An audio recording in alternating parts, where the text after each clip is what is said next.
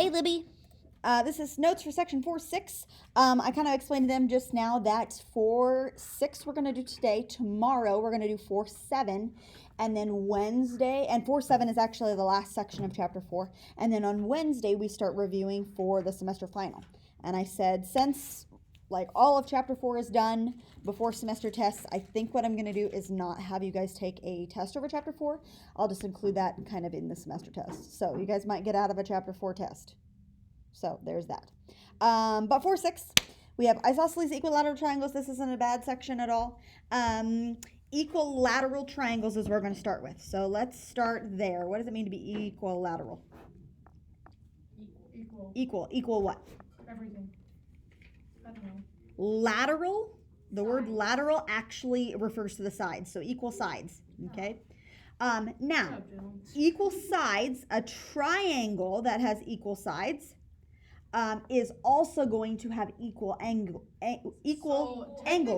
So it is equal, I think it's EQUI, equiangular.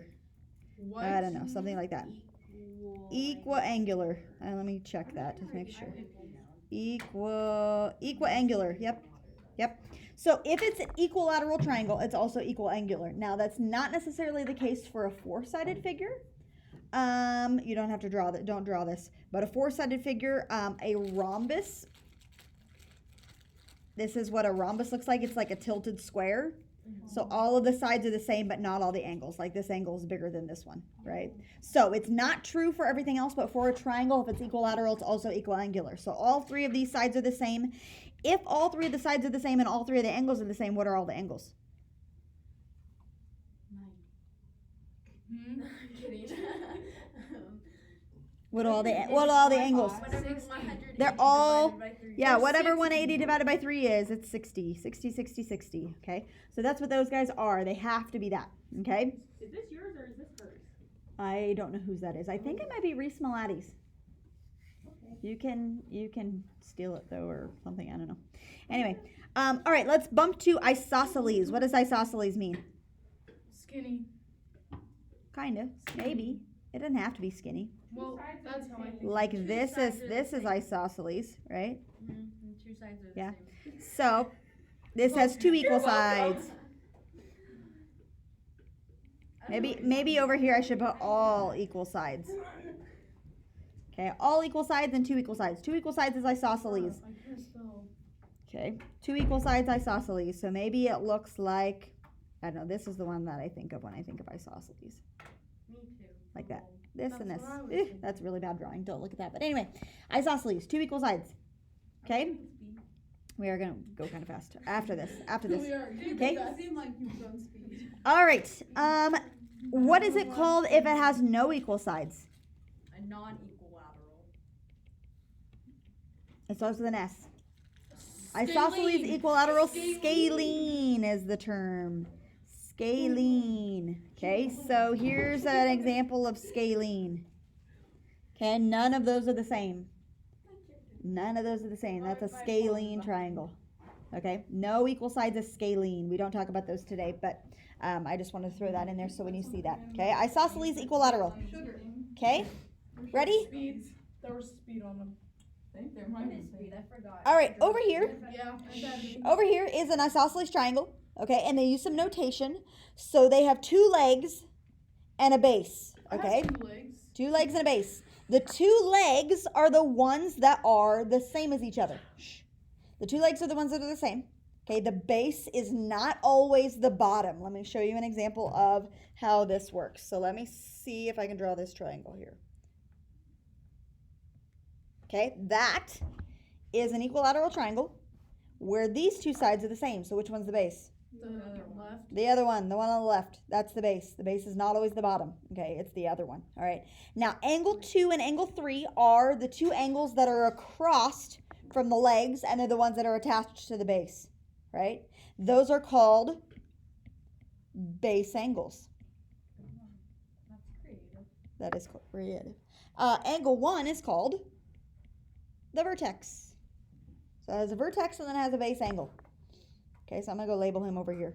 Let's say that this is A, this is B, this is C. Which one is the vertex? C. C, this is the vertex, and the other two are base angles. Make sense? Mm-hmm. Good? Okay, now we have two things that we're going to write down. These are the only two things that we're going to write down on the sheet, even though there's more than that here. But these are the two things that are kind of somewhat important, all right? So here we go. I'm going to explain this before we write it down. Here's what it looks like. All right, this is my diagram. And in this diagram, I know that this side is the same as this side. Okay, now here's what this theorem says. Ready? If those two sides are the same, you can crisscross them. Whoop, let me go back here. You can crisscross them, and these two angles that are opposite those sides will be the same measure, right? Those are your two base angles. They will be exactly the same. Does that make sense? Let me get rid of my diagram here. Okay, so if these two sides, if this side is the same as this side, okay? Check this out. Check this out. Angel, this might make more sense, okay? Angel, here you go. This side is opening, or this angle is opening this far, right? Yeah. Okay? And this is the side that is opening like that distance, right? Okay? And then we have this angle over here that's opening this far to accommodate that side, right?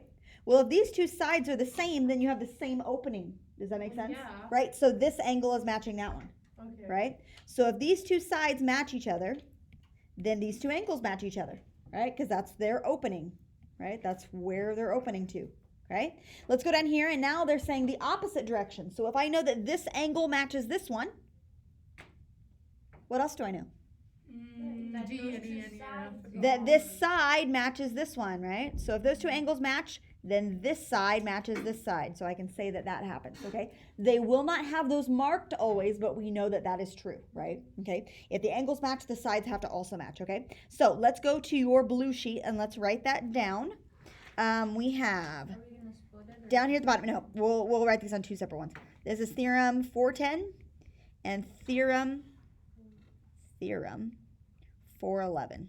Okay, this is the isosceles, isosceles triangle theorem. Okay, and then this one is the converse of isosceles triangle theorem. Okay, there's each one of those. Isosceles triangle theorem, converse of isosceles triangle theorem. Let me draw some triangles over here and draw a triangle over here. Okay, here they are. Oh, that was really bad. Okay, the first one says if two sides are congruent, their opposite angles are also congruent. Okay, so like if these two sides are the same, then this angle and this angle have to be the same. If two sides are congruent, then their opposite angles are also congruent.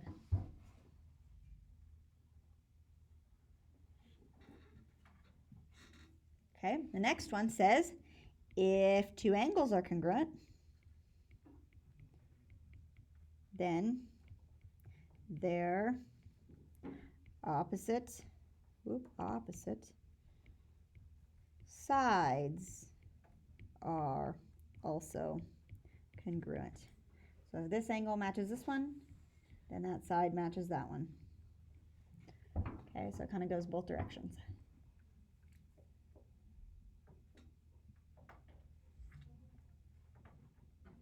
Make sense? Ish? Okay. All right, here we go.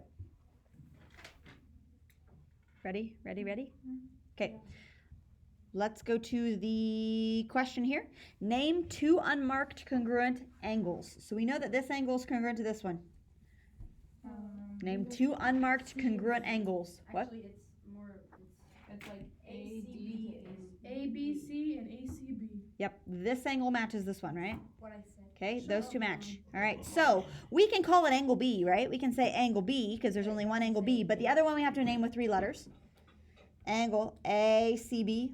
or BCA, okay? Now, if you name the first one with 3 letters, that's fine. It doesn't matter, right? But you can get away with naming it with just that many, right? You don't have to, Okay. like, if you name one with 3, you don't have to name the other. Correct. You don't necessarily have to do that. Now, this is what Kyle got confused with, okay? So let's say that this was, I don't know, let's say that this is 80 degrees, and this would also have to be 80 degrees, okay? Do these two have to also be 80 degrees? No. No, they're the same as each other, but not as the same as the other ones. Okay? So like let's say these are this one is 60 and this one is 60, right? Okay? So let's pretend for just a second. Now it's asking for 2 unmarked congruent segments. So 2 segments that we know that are the same. AD and AAC. Yeah, so these angles are the same. That was given to us. We know that this side and this side are the same because they're the opposite ones, right? Okay, so this one's the same as this one. So AD and AC are congruent. Okay, now this is the really confusing part. Okay, so we just said that these 2 angles are the same as each other, and these 2 angles are the same as each other, but they're not the same from one triangle to the next. The sides are telling me that this side, if that side is 5 inches, then this side is 5 inches, and this side is 5 inches. So all of the sides are the same, but the angles within each triangle are not necessarily the same. Does that make sense? Because this angle up top here is opening wider than this one right here. So these angles below here will be bigger than these angles below here. Does that make sense? Yeah. So the angles won't match up, but the sides from one to the other do. Kind of confusing. Is like the base, like, bigger? It's because the base is wider. Yep. Does that make sense? Yeah. So the angles don't match up, but the sides can, right? Okay. Moving on. Equilateral triangles. These are ones that we're not going to write down on our blue sheet because they're just basics. So this one is saying that if you have an equilateral triangle, lateral means sides, right? All of the sides are matching up. Then the triangle has to also be equal angular, meaning all the angles are the same, right? That just has to happen, okay? And then down here it says, hey, if it's equal angular and it's a triangle, all of the angles have to be 60 degrees, right? Because 180 divided by 3 is 60. Good? Okay, let's go to the top of the next page. Whoop. Top of the next page, we'll do an example like that. So here we have this triangle right here. Let's go ahead and fill in some missing things. So the only thing that we know right now is that this side matches this one, which means that this angle matches this one, right? Okay. Now if this one's 60 degrees, They all have to then what do these 2 add up to be? 120. Those add up to be 120, right? Which means that they are also 60, right? Way. Make sense? So it looks like this is just an isosceles triangle to start with, but we actually have an equilateral triangle, right? So those are 60s, and then what's this bottom side right here? Whoop. How long is the bottom side? 8, okay? So measure of angle Y, 60 degrees, measure of YZ, 8 inches. There you go. Okay, let's move on to the next one. There is a typo down here. He's cut off. This is supposed to be a 5 right there, so fill him in. 4y minus 5. He's supposed to be a 5. Fill him in. Okay. Now, some things that we know by the tick marks here. This tick mark matches this one, so we have an isosceles triangle, right? Yeah. Okay, and if that's true, then this has to be the same as this. Angle C is 2x as well. Then all the But wait a second. match up. If that's true, then it's an equilateral triangle because all the angles are 2x's, right? So, Okay, so this is 3 inches, and then this would be 3 inches, right? Okay, so let's solve for x first. Let's do that. All of those are 2x's. 2x, 2x, 2x. equals 60. Yeah, 2x, one of them equals 60 because we know he's an equilateral triangle. Divide by 2, x is 30. And then, since we know the sides are all 3's, 4y minus 5 has to be 3. We add the 5 over. And 4y is equal to 8. And divide by 4, and divide by 4, and y is 2. Okay? Good? That's all. Happy with that? Okay, we're going to skip the proof. Yes. Yes. Okay, and let me go and I'll tell you which ones to cut off on practice side. Go to practice side. You can skip 2 and 4 on practice side. And 10 and 11. and not 10 and 11. Dang it. 11 is just asking a question. 11 is easy. But 10 is kind of a proof, and 10 is a little bit harder of a proof. Gosh dang it. So attempt it on your own. Attempt it, at least get the given figured out and all that good stuff. But we might end up having to do that one in class tomorrow. So just be prepared for that. But get your given and everything written out, okay? For number 10. So attempt him. And then for 6, you can skip the 2, 4, and number 9. 2, 4, and 9. Okay? Yay. 2, 4, 9. 9 for skill. Okay, for skills practice. Okay, one more thing before you stop. Before you stop, go back to practice side. Flip back over. Okay, over here, I had people ask that diagram. Where is the 50 pointing to? Do you see the 50? Okay, 50 is pointing to these two angles together. It's like this and that. That whole thing is 50. This whole thing right here is 50. Does that make sense? 50 degrees.